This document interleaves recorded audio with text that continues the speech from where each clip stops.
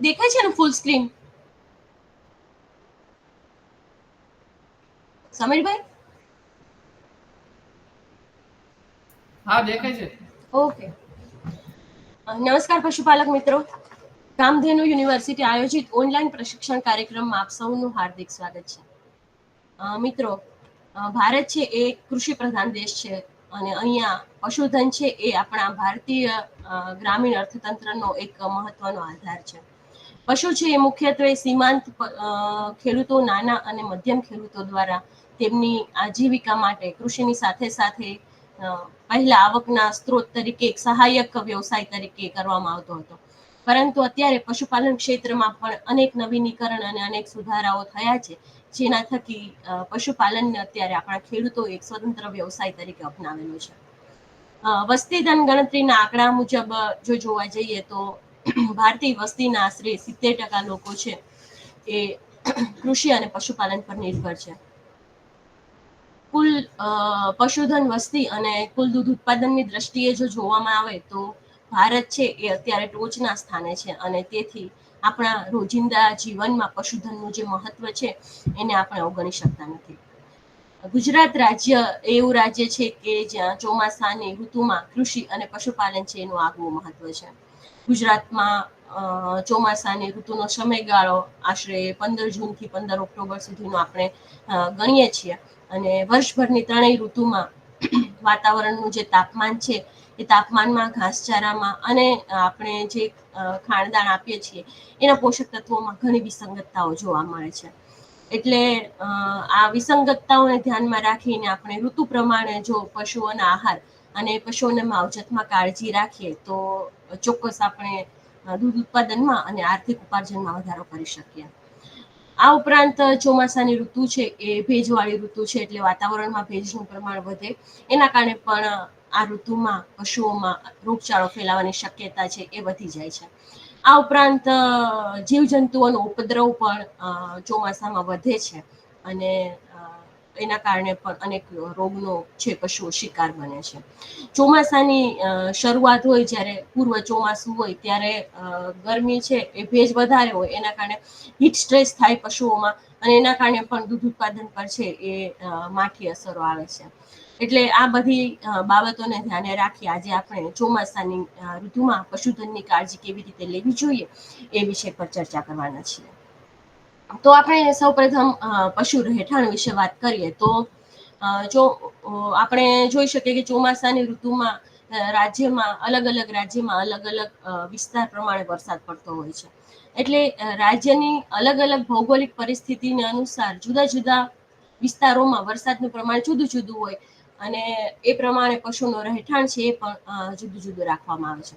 પરંતુ આ ઋતુ દરમિયાન ઘણા પશુપાલકો છે એમની પાસે રહેઠાણ હોતું નથી, ખુલ્લામાં પશુઓનું પાલન કરતા હોય છે. પરંતુ ચોમાસાની ઋતુ દરમિયાન પશુઓને ખુલ્લા આકાશની નીચે ન બાંધતા પશુઓના રહેઠાણની અલાયદી વ્યવસ્થા કરવી એ પશુઓને રોગચાળાથી બચાવવા માટે અને ઉત્પાદનને જાળવી રાખવા માટે ખૂબ જ જરૂરી છે.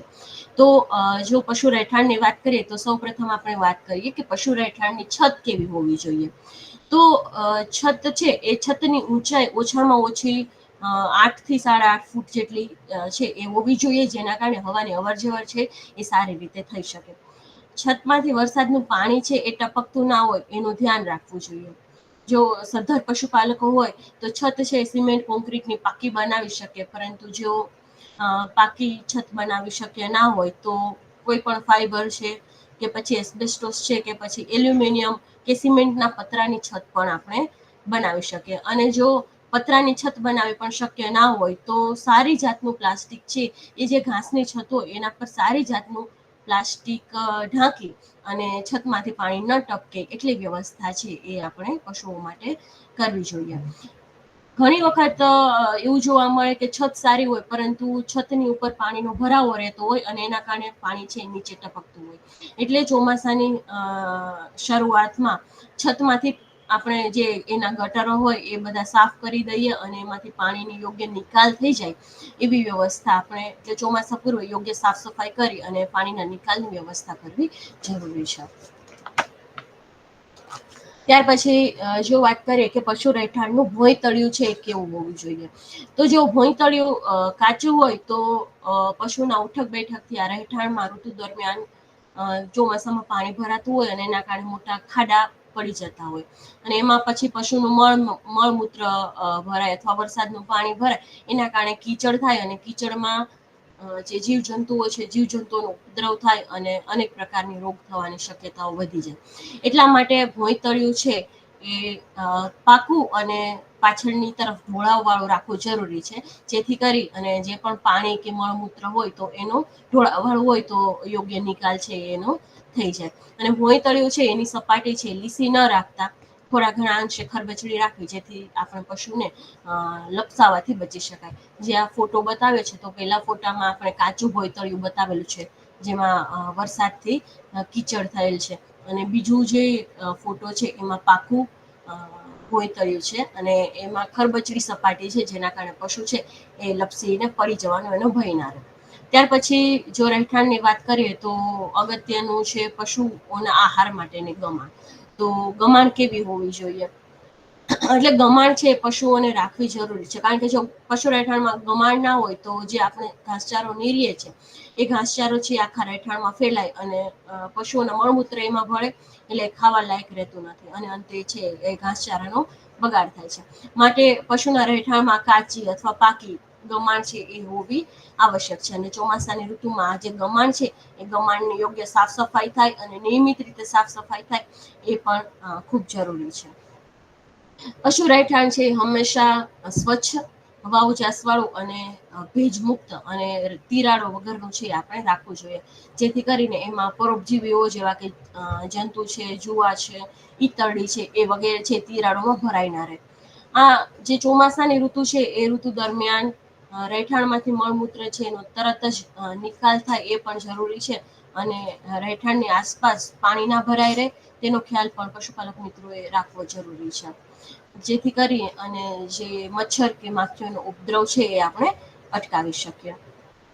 જે જગ્યા અમુક જગ્યાઓ એવી હોય કે જ્યાં વીજળી પડવાની વધારે સંભાવના હોય તો એવા વિસ્તારમાં અથવા એવી જગ્યાઓમાં પશુઓને ચોમાસા દરમિયાન છે રાખવા નહીં, અને વરસાદની ઋતુમાં ખાસ કરીને જ્યારે વાવાઝોડાનો સમય હોય ત્યારે પશુને વીજળીના થાંભલાથી દૂર અને વીજળીના વાયરો જે જગ્યાએથી પસાર થતા હોય એવી જગ્યાએ ન બાંધવા જોઈએ, જેથી કરીને કરંટ લાગવાનો ભય છે ના રહે. ઘણા પશુપાલકો છે પોતાના પશુને જ વીજળીના થાંભલા સાથે બાંધતા હોય, પરંતુ ચોમાસાની ઋતુ દરમિયાન કરંટ લાગવાની શક્યતાઓ વધારે હોય તો આ જે પ્રેક્ટિસ છે એ ટાળવી જોઈએ.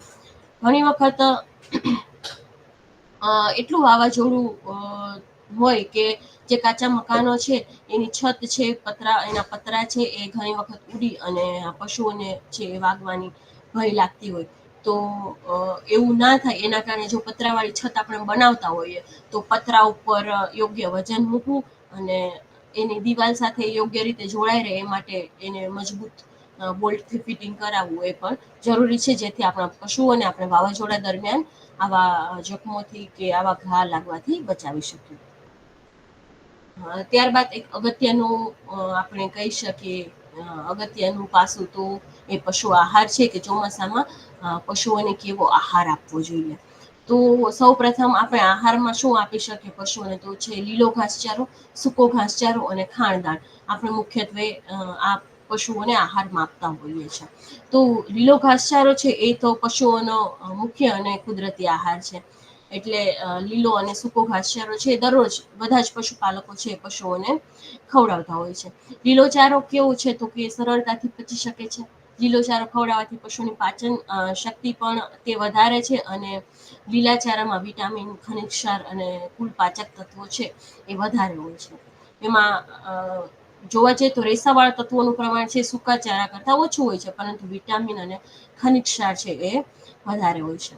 એટલે જયારે ચોમાસાની શરૂઆત હોય તો વરસાદ જયારે પડે ત્યારે ચરિયાણ વિસ્તારમાં લીલું ઘાસ છે ઘણા પ્રમાણમાં ઉગી નીકળતું હોય છે, અને ચોમાસામાં છે એ વિવિધ પ્રકારના લીલાચારાની ઉપલબ્ધતા છે એ વધારે જોવા મળે છે. એટલે આપણે બાજરી છે, જુવાર છે, રજકો, શેરડીના પાન છે કે ખેતરના શેઢાવાળા કીચરિયાણમાં ઉગતું જે ઘાસ છે એ ઘાસ આપણે પશુઓને આહારમાં આપી શકીએ. પુખ્ત પશુને 25 થી 30 કિલોગ્રામ જેટલું વધારે ને વધારે ઘાસ આપી શકે, અને જે નાના વાછરડા છે, પાડા છે, એને પ્રમાણમાં ઓછું ઘાસ છે આપણે આપવું જોઈએ.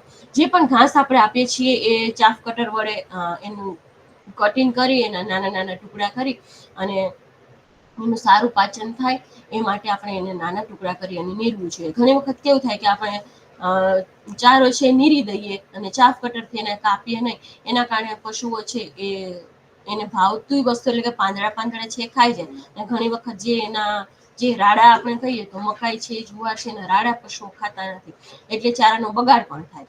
એટલે બગાડ ના થાય એ માટે અને ચારાનો છે એફિશિયન્ટ આપણે ઉપયોગ કરી શકીએ એટલે લીલો ચારો છે એ ચાફ કટર વડે, અને જો આપણી પાસે ચાફ કટર ના હોય તો દાંતરડા વડે પણ એને નાના ટુકડા કરી અને સૂકા ચારા સાથે મિક્સ કરી અને પશુઓને ખવડાવી શકીએ.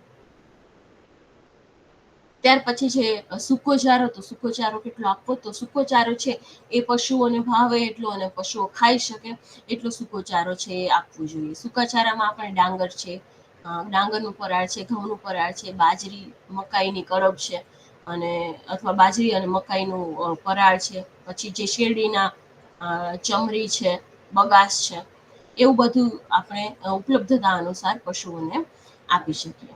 અને જે પણ પશુઓ દૂધ આપતા હોય એમના માટે ખાસ ખાણદાણ આપવું ખૂબ જરૂરી છે. એટલે જે પણ પોષક તત્વોની પૂર્તિ છે, જે ઘાસચારામાંથી પોષક તત્વો પશુઓને મળતા નથી, એ પોષક તત્વોની પૂર્તિ છે એ ખાણદાણ દ્વારા થાય છે. એટલે માત્ર ઘાસચારાના નિરણ દ્વારા આપણે ઉછરતા, દૂધ આપતા અને ગાભણ પશુઓને જો આપણે રાખીએ તો એને પૂરતા પ્રમાણમાં પોષક તત્વો મળી રહેતા નથી. એટલા માટે પશુને અનાજ છે, એ પછી તેલીબિયાની જે આડ પેદાશો છે, તેલીબિયાના ખોળ છે, અનાજની આડ પેદાશો હોય જેમ કે તુવેરની જે ઉપરના છાલ હોય એ, મગફળીના જે ખોળ હોય એ બધી વસ્તુઓ છે આપણે દાણ તરીકે મિશ્રણ છે એ તૈયાર દાણ મિશ્રણ પણ બજારમાં મળે છે, એ પણ આપણે પશુઓને આપવું જોઈએ. એટલે ગુજરાતમાં આપણે ઘણા બધા સંઘ છે, દરેક જિલ્લામાં સહકારી સંઘ છે, અને એ સંઘ છે એ સમતોલ દાણ બનાવે છે, જ્યાંથી નહીં નફો કે નહીં નુકસાનના ધોરણે પશુપાલકોને સમતોલ દાણ છે એ પૂરું પાડવામાં આવે છે. તો જે સંઘ છે એનું દાણ છે પશુપાલકો પોતાના પશુઓને ખવડાવી શકે. જ્યારે પણ ચોમાસાની શરૂઆત હોય ત્યારે ખાસ 2 માસ ચાલે એટલો ઘાસચારો છે અને ખાણદાણ છે એનો સંગ્રહ પશુપાલકે કરવો જોઈએ. અને પશુ આહારનો સંગ્રહ એવી જગ્યાએ કરવો કે જે જગ્યા સૂકી હોય અને વરસાદથી પલળે નહીં એવી જગ્યાએ આપણે ખાણદાણ અને ઘાસચારાનો સ્ટોર કરવો જોઈએ. અને જરૂર હોય તો ઘાસચારા કે ખાણદાણને આપણે તાડપત્રીથી, પ્લાસ્ટિકની તાડપત્રીથી આપણે ઢાંકી દેવું, જેથી કરી અને એમાં ભેજ લાગી અને ફૂગ થવાનો ચાન્સ ના રહે. ત્યાર પછી છે આરોગ્ય અને માવજત. કેમ કે ચોમાસાનું વાતાવરણ છે એ ભેજવાળું વાતાવરણ હોય એટલે જીવજંતુઓનો ઉપદ્રવ છે એ મોટા પ્રમાણમાં જોવા મળે, અને એના કારણે રોગચાળો પણ છે એ વધારે ચોમાસામાં ફેલાતો હોય. એટલે આ ચોમાસાની ઋતુમાં વધારે પડતા હવાના ભેજના લીધે પશુઓમાં ઘણા બધા રોગ જોવા મળે, જેમ કે ગળસુંઠો છે અને બીજા પણ ઘણા રોગ છે. એટલા માટે પશુઓને ચોમાસાની શરૂઆતમાં અને અંતમાં કૃમિ નિવારણ માટેની જે દવા છે કે ગોળી છે એ આપણે અપાઈ દેવી જોઈએ, જેથી કરી અને જ્યારે પણ પશુઓ ચરિયાણમાં ચરવા જતા હોય ત્યારે કે પછી એને ઘરે જ્યારે ઘાસચારો ખવડાવવામાં આવે ત્યારે એને આંતરડામાં જે કૃમિ છે કે બીજા અંતઃપરોપજીવી છે એ ના થાય અને પશુઓને કૃમિથી થતા રોગોથી આપણે એને બચાવી શકીએ. એટલા માટે પશુઓને ચોમાસાની શરૂઆતમાં કૃમિ નિવારણ માટેની જે દવા છે, કૃમિનાશક દવા, એ ડોક્ટરની સલાહથી આપવી જોઈએ. અને જે પણ ચોમાસામાં જોવા મળતા જે રોગ છે એના માટેનું રસીકરણ છે એ ખાસ પશુપાલકે કરાવવું જોઈએ. હવે ઘણી વખત આપણે પશુઓને ચરવા મોકલતા હોઈએ છીએ, તો ચોમાસાની ઋતુમાં જે ઢોળાવવાળા વિસ્તારો હોય ત્યાં ખાસ કરીને પશુઓને ચરાવવા મોકલવા નહીં, કારણ કે ત્યાં ઘણી વખત પશુઓ લપસી જાય છે અને એના કારણે પશુઓને પગમાં પણ ઘણી વખત ફ્રેક્ચર થવાનો ભય રહે. અને જે પણ પશુઓ ગાભણ હોય તો ગાભણ પશુઓને ગર્ભાશયમાં આંટી પડી જવાથી ઘણી વખત બચ્ચાનું મરણ થવાની સંભાવના પણ વધી જાય છે. અને બીમાર પશુઓ હોય તો એવા પશુઓને આપણે જે સ્વસ્થ પશુઓ હોય એનાથી અલગ કરી અને એને અલગ બાંધવાની વ્યવસ્થા કરવી જોઈએ, જેથી જે ચેપ છે એ ફેલાતો આપણે અટકાવી શકીએ. જો વધુ પડતા માખી કે મચ્છર આપણા તબેલામાં હોય કે અન્ય જીવજંતુઓ ઈતરડી કે બગાઈ હોય તો આ ઋતુ દરમિયાન છે એનો ઉપદ્રવ વધારે થાય, એના કારણે પશુઓને હેરાન કરે, અને એવું થવાથી પશુઓ છે એ પૂરેપૂરો એનો વાગોળી ના શકે અને પશુઓની હેરાનગતિ થાય. એટલા કારણે પશુનું ઉત્પાદન અને વિકાસ છે એ ઓછો થાય છે. એટલે જો પશુપાલકોને શક્ય હોય તો મચ્છરનો ઉપદ્રવ હોય તો એવા રહેઠાણમાં મચ્છર જાળીની વ્યવસ્થા છે એ પશુપાલકો કરી શકે. જો ભેંસો હોય તો ભેંસો છે એને ઠંડી ઋતુ પસંદ હોય અને વરસાદ પણ એને ગમતો હોય, એટલે પશુઓ છે, ભેંસો છે, એને થોડાક ટાઈમ માટે વરસાદમાં છૂટી રહે તો વાંધો નહીં, પરંતુ વધારે સમય સુધી જો વરસાદમાં પશુઓને આપણે રાખવામાં આવે તો પશુઓ છે એ બીમાર પડે છે. બીજું આપણે જોવા જઈએ તો ચોમાસા દરમિયાન કેવા કેવા રોગો આપણને જોવા મળે, તો સૌપ્રથમ અગત્યનો રોગ છે ગળસૂંઠો. ગળસૂંઠો છે એ મુખ્યત્વે ગાય અને ભેંસમાં જોવા મળતો રોગ છે, અને ખાસ કરીને આ રોગ છે એ ચોમાસા દરમિયાન કે ચોમાસા પછી થતો જોવા મળે છે. તો ગળસુંઠાના લક્ષણો છે કેવા હોય કે પશુઓ પાલક કેવી રીતે ઓળખી શકે કે મારા પશુને ગળસુંઠાનો રોગ થયો છે? તો સૌપ્રથમ જે પશુ છે એને 105 ડિગ્રીથી લઈ અને 108 ડિગ્રી ફેરનહાઇટની આસપાસ છે એ પશુને તાવ આવે છે. પછી પશુના મોઢામાંથી લાળ પડે છે, પશુઓના ધબકારા અને પશુઓના શ્વાસોશ્વાસ છે એ વધી જાય છે, અને પશુ છે એને ગળાના ભાગે સોજો આવે છે અને ગળામાંથી ઘરઘરાટી થતો હોય એવો અવાજ પણ છે એ પશુપાલકો સાંભળી શકે છે. અને આ રોગ એટલો હાનિકારક છે કે એટલો ભયંકર છે કે જો આ રોગ થાય તો ઘણી વખત 24 થી 36 કલાકમાં છે એ પશુનું મૃત્યુ પણ થઈ શકે છે. આ ફોટો છે એમાં આપ જોઈ શકો છો કે અહીંયા ગળાના ભાગે છે એ આ જે પશુ છે એને આ ગળસુંઠાના રોગના કારણે સોજો જોવા મળે છે. તો જ્યારે પણ આ રોગ થાય ત્યારે તાત્કાલિક પશુ ચિકિત્સકને બોલાવી અને પશુની સારવાર છે એ આપણે કરાવવી જોઈએ. અને આપણા પશુઓમાં ગળસુંઠાનો રોગ ના ફેલાય એ માટે એના નિયંત્રણ માટે પશુનું રસીકરણ છે એ આપણે ચોમાસા પહેલા મે-જૂન માસમાં અને ડિસેમ્બર માસમાં પશુઓને ગળસુંઠા રોગની રસી છે એ આપણે મુકાવી દેવી જોઈએ. ત્યાર પછીનો એક અગત્યનો રોગ છે ગાંઠિયો તાવ, જેને આપણે બ્લેક ક્વાર્ટર તરીકે પણ ઓળખીએ છીએ. તો આ રોગ છે ને મોટા ભાગે ડુંગરાળ પ્રદેશોમાં જે પશુઓ છે એમાં વધારે જોવા મળે છે. અને જો આપણે ગાંઠિયા તાવના લક્ષણોની વાત કરીએ તો જે પશુઓ છે એને થાપાના પાછલા પગ પર છે એ સોજો આવે છે. પશુ છે એને સખત તાવ આવે છે, પશુ બેચેન બની જાય છે, અને પશુ છે એ ચાલી ના શકે, અને થાપાના ભાગે કાળું પ્રવાહી છે એ ખરાબ વાસવાળું ભરાયેલું હોય, તો જ્યાં સોજાની જગ્યાએ આપણે ઠપકારીએ તો એમાં જે એક અવાજ આવે છે, આપણે ફુગ્ગો છે એને ચરચરાટ વાળો કેવો અવાજ આવે એવો અવાજ છે એ સોજાની જગ્યાએ ઠપકારવાથી આપણને સાંભળવા મળે છે. અને આ રોગ પણ તીવ્ર હોય તો 24 કલાકમાં પશુ છે એનું મૃત્યુ પણ થાય છે. હવે જ્યારે પણ આપણા પશુઓને જો આવા લક્ષણો જોવા મળે તો તાત્કાલિક આપણે પશુ ચિકિત્સકને બોલાવી અને પશુની સારવાર કરાવવી જોઈએ. અને આપણા પશુઓમાં આવા રોગ ન થાય એના માટે આપણે ગાંઠિયા તાવ રોગનું વેક્સિનેશન છે એ ચોમાસા પહેલા જ્યાં જ્યાં પણ આ રોગ જોવા મળતો હોય તેવા વિસ્તારોમાં આ રસીકરણ છે એ કરાવવું જોઈએ. ત્યાર પછી ઘેટા બકરામાં એક જોવા મળતો રોગ છે એન્ટેરોટોક્સેમિયા રોગ, જે મુખ્યત્વે ઘેટા બકરામાં જોવા મળે છે. આ રોગમાં ઘેટા બકરા છે એના માથા પર, ચહેરા પર અને ગરદનના ભાગે છે એ પશુપાલકને સોજો જોવા મળે છે. પશુને ઝાડા થઈ જાય છે, એના આંતરડામાં સોજો આવે, અને પશુ જ્યારે ચાલે તો હાંફ ચડે, નબળું પડી જાય અને ચકરી ખાય અને પશુ છે એ પડી જાય છે. તો જો આવા લક્ષણો છે આપણા ઘેટા બકરામાં જોવા મળે તો પણ પશુપાલકે પશુ ચિકિત્સકને બોલાવી અને સારવાર કરાવવી જોઈએ. અને આપણા જે ફ્લોક છે ઘેટા બકરાનો જે ફ્લોક છે એમાં આ રોગ ના આવે એના માટે પશુપાલકે એનું રસીકરણ છે એ મે કે જૂન માસ દરમિયાન કરાવી દેવું જોઈએ. જે પણ રોગના રસીઓ છે એ પશુપાલન વિભાગ તરફથી એ પશુ દવાખાનામાંથી મફતમાં રસી આપવામાં આવે છે. તો આપણા પશુપાલકોએ આ જે રસીકરણ અભિયાન છે એનો ભાગ બની અને પશુઓને રસીકરણ ચોક્કસ કરાવી દેવું જોઈએ. જે પણ રોગ થયેલા ઘેટા હોય કે બકરા હોય એના માટે આપણે જે સારા પશુઓ કે સ્વસ્થ પશુઓ હોય એનાથી અલગ બાંધી અને એને પાણી અને ઘાસચારો છે એની અલગ વ્યવસ્થા આપણે કરવી જોઈએ. વારાની યોગ્ય સાફ સફાઈ કરવી અને મળમૂત્રનો યોગ્ય આપણે નિકાલ કરવો જોઈએ. અને જે રોગી બકરા કે ઘેટા છે એને ચરિયાણ માટે ના લઈ જતા બીજા એને ઘેટા બકરાથી અલગ રાખવા, જેથી કરી અને ચેપ લાગવાનો ભય ઓછો રહે.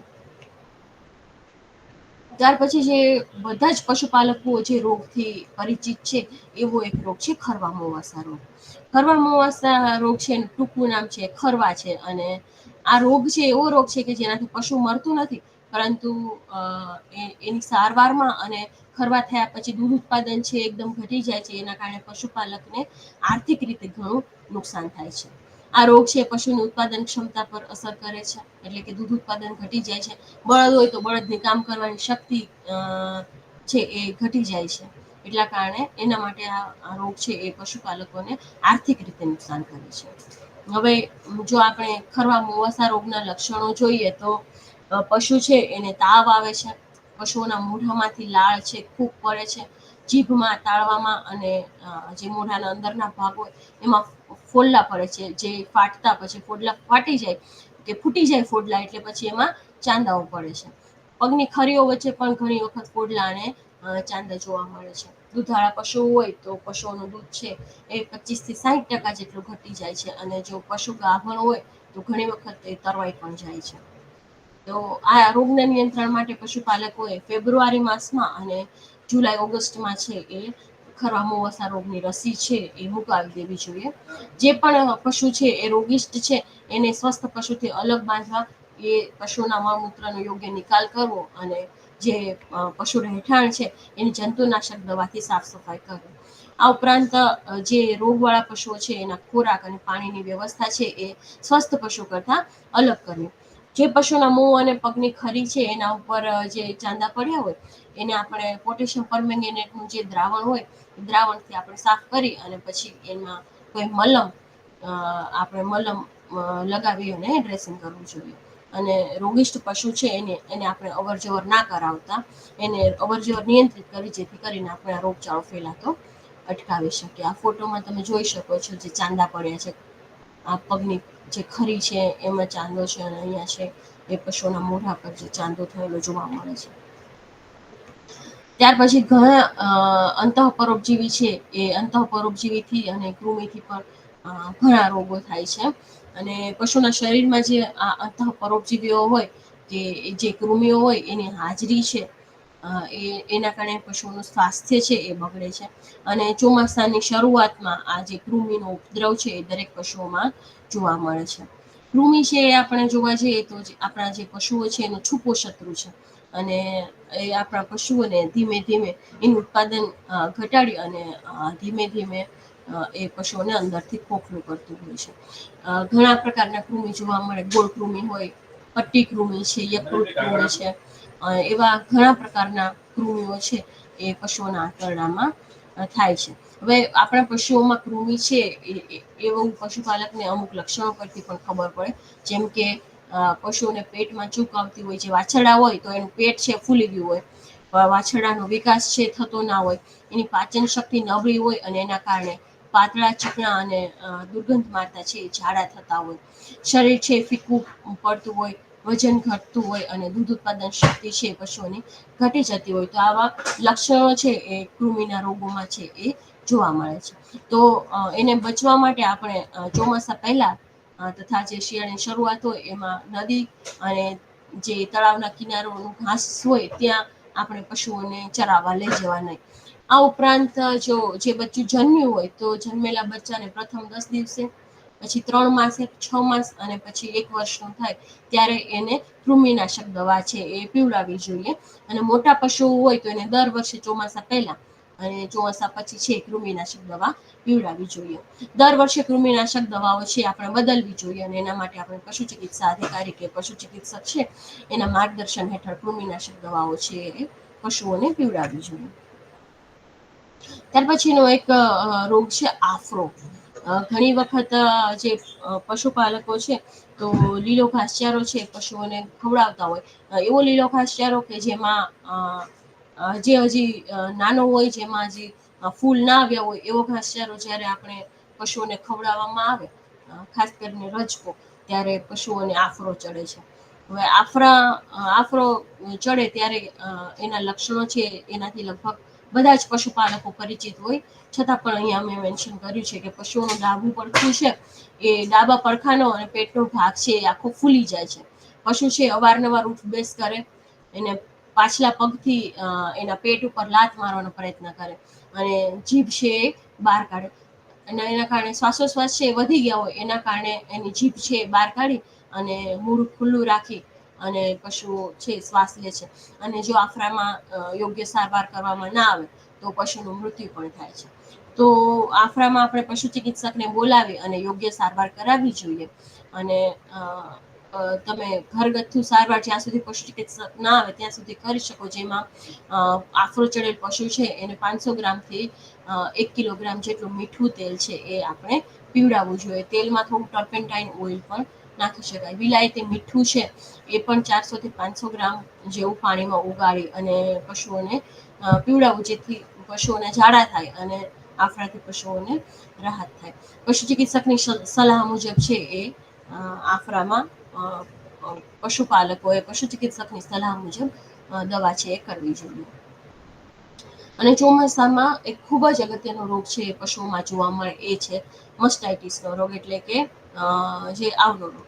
આપણે કહીએ છીએ કે જ્યારે આપણું જે પશુ રહેઠાણ હોય એની યોગ્ય સાફ સફાઈ ન થયેલી હોય એ જ ખાસ કરીને જે આવનો રોગ છે એ થવા માટે કારણભૂત છે. કેમ કે જ્યારે યોગ્ય સાફ સફાઈ ના થઈ હોય ત્યારે આચળ અને આવના સંપર્કમાં છે જીવાણુ આવે અને જે આવ કે આચળ હોય એમાં દૂધ હોય એટલે એને અનુકૂળ વાતાવરણ મળે જીવાણુઓને, અને એના કારણે પછી જે ગ્રંથિ છે, દુગ્ધ ગ્રંથિ કે આચળ છે, એમાં સોજો આવે. ઘણી વખત આંચળ પર ઈજા થઈ હોય, દૂધ રહેઠાણની ગંદકી હોય, અને જે આપણા ઘણા બહેનો છે એવી રીતે અંગૂઠો અંદર વાળીને દોતા હોય તો ઘણી વખત એને નખ વાગ્યો હોય, અને જો આપણા દૂધ દોહનારની હાથની સ્વચ્છતા ના હોય તો પશુની રોગ પ્રતિકારક શક્તિ છે ઓછી હોય, તો આ ઘણા કારણોના કારણે મસ્ટાઇટિસ થતું હોય. તો મસ્ટાઇટિસ થાય ત્યારે પશુઓના જે આંચળ છે એમાંથી દૂધના બદલે પાણી જેવું ચીકણું પ્રવાહી કે પરુ નીકળતું હોય. ઘણી વખત આંચળમાંથી લોહી પણ આવતું હોય. ઘણી વખત આંચળ છે એ આવ છે આપણને કડક થઈ ગયેલું જોવા મળે. દૂધ આવતું હોય તો ગઠ્ઠા વાળું દૂધ આવે, પશુઓને તાવ આવ્યો હોય, એવા ઘણા બધા લક્ષણો છે એ મસ્ટાઇટિસમાં આપણને જોવા મળે છે. અને આનો ઉપાય છે એ આપણે પશુ ચિકિત્સકને બોલાવી અને તાત્કાલિક ધોરણે મસ્ટાઇટિસનો આપણે જે ઉપચાર છે એ કરાવવો જોઈએ. હવે મસ્ટાઇટિસ ના થાય એના માટે પશુપાલકોએ કાળજી શું લેવી જોઈએ, તો આંચળ ધોતા પહેલા કે ગાય ભેંસને ધોતા પહેલા છાણ માટી જે ત્યાં હોય એ દૂર કરવા, દૂધ છે એ સાચી પદ્ધતિથી જ દોહન કરવું, અને જે પણ પશુઓને આવનો રોગ હોય એવા પશુઓને આપણે છેલ્લે દોવા અને એનું દૂધ છે એ વપરાશમાં લેવું નહીં. જે પશુઓને રોગ થયો હોય એને દૂધ દોવાના મશીનથી પણ દોવા નહીં. અને આંચળ અને આવ છે એની મંદ જંતુનાશક દવા વડે આપણે સાફ કરી સ્વચ્છ કપડા વડે લૂછી અને પછી જ દૂધ દોવું જોઈએ. અને દૂધ દોવાઈ જાય પછી આંચળને આપણે જીવાણુનાશક દ્રાવણમાં છે એ બોળવા જોઈએ. જ્યારે પણ આપણે પશુઓને દોઈ લીધા હોય ત્યાર પછી આપણે ચારો મેળવો જોઈએ, જેથી કરી અને પશુઓ છે એ 5-7 મિનિટ ચારો ખાવા માટે ઉભા રહે અને એના જે આંચળની નીચે જે કાણું હોય એ બંધ થઈ જાય. એના કારણે પણ રોગનો જે જીવાણુ હોય અંદર જઈ ના શકે અને એના કારણે પણ રોગ થવાની શક્યતા છે એ ઓછી થઈ જાય. હવે વાત કરીએ કે રસીકરણ. તો જે પણ આપણે વાત કરી તો એ રોગથી પશુઓને બચાવવા માટે આપણે પશુપાલકોએ કયા રોગ માટે ક્યારે રસીકરણ કરાવવું જોઈએ. તો ગળસુંઠો જેમ આગળ આપણે વાત કરીએ એમ વર્ષમાં 2 વખત, પ્રથમ મે-જૂન માસમાં અને ત્યારબાદ નવેમ્બર-ડિસેમ્બર માસમાં આપણે રસીકરણ છે એ કરાવવું જોઈએ. ગાંઠિયા તાવ માટે જ્યાં પણ જે પણ વિસ્તારમાં રોગ જોવા મળતો હોય એ વિસ્તારમાં દર વર્ષે જૂન માસમાં રસીકરણ કરાવવું જોઈએ. ખરવા મોવાસા રોગ માટે દર વર્ષે 2 વખત, પ્રથમ ફેબ્રુઆરી માસમાં અને ત્યારબાદ જુલાઈ ઓગસ્ટ માસમાં રસીકરણ કરાવવું જોઈએ. જ્યારે આપણું બચ્ચું જન્મ્યું હોય ત્યારબાદ પ્રથમ ડોઝ છે આપણે 4 માસની ઉંમરે, બીજો ડોઝ 6 માસની ઉંમરે અને ત્યારબાદ દર 6 મહિને, જેમ આપણે આગળ વાત કરીએ ખરવા મોવાસા રોગનું રસીકરણ છે એ કરાવવું જોઈએ. ત્યાર પછીનો એક રોગ છે ચેપી ગર્ભપાત. એના માટે ફક્ત જે માદા પશુઓ હોય એ માદા પશુઓને 4 થી 8 માસની ઉંમરે, એને લાઈફ ટાઈમમાં એટલે કે જીવનમાં ફક્ત એક જ વખત માદા પશુઓને 4 થી 8 માસની ઉંમરે રસીકરણ કરાવવું જોઈએ. હડકવા માટે પશુને જો કૂતરું કરડ્યું હોય તો કરડ્યાના 24 કલાકની અંદર આપણે રસીકરણનો પ્રથમ ડોઝ આપવો જોઈએ અને ત્યારબાદ દિવસ 3, 7, 14, 28 અને 90 દિવસે હડકવાની રસી છે એ મુકાવવી જોઈએ પશુઓમાં. આ ઉપરાંત પણ ઘણા બધા રોગો છે કે જેના માટે રસીકરણ કરાવવું જોઈએ, પરંતુ આપણે અહીંયા આટલા રોગો છે ખાસ જોવા મળતા હોય તો એટલા રોગોનું રસીકરણ ત્યારે કરાવવું જોઈએ એ મેં અહીંયા લખ્યું છે. તો મિત્રો, અત્યારે ચોમાસાનો સમય છે એ ચાલી રહ્યો છે, તો આપણા પશુપાલકો છે એ આ માહિતીનો ઉપયોગ કરી અને પશુપાલનની જે એની પદ્ધતિઓ છે એમાં આહાર અને માવજતમાં યોગ્ય કાળજી રાખી અને ચોમાસાની ઋતુ દરમિયાન પશુઓની તંદુરસ્તી અને પશુનું ઉત્પાદન છે એ જાળવી રાખશે એ શુભેચ્છા સાથે મારું વક્તવ્ય છે હું પૂરું કરીશું. આવતા અઠવાડિયે ફરી એક વખત આપણે બીજા એક વિષય પર આપણા પશુપાલકોને ખૂબ જ ઉપયોગી થાય એવી માહિતી સાથે ફરી પ્રસ્તુત થઈશું. ત્યાં સુધી રજા આપશો. આભાર.